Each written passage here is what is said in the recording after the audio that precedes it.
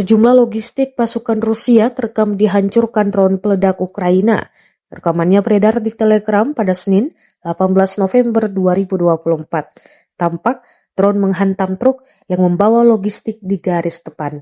Dalam keterangan unggahan disebutkan logistik pasukan Rusia di bawah pengawasan operator drone Ukraina.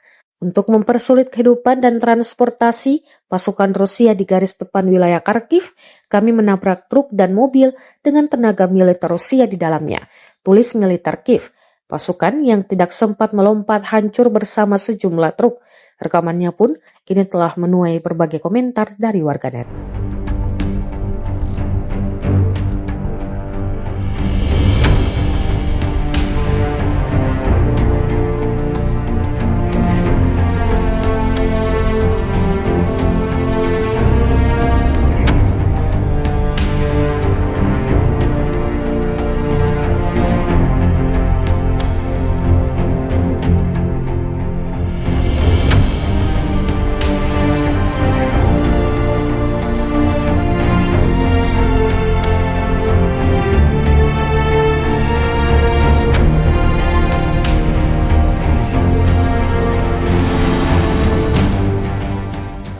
Download Tribun X sekarang, menghadirkan lokal menjadi Indonesia.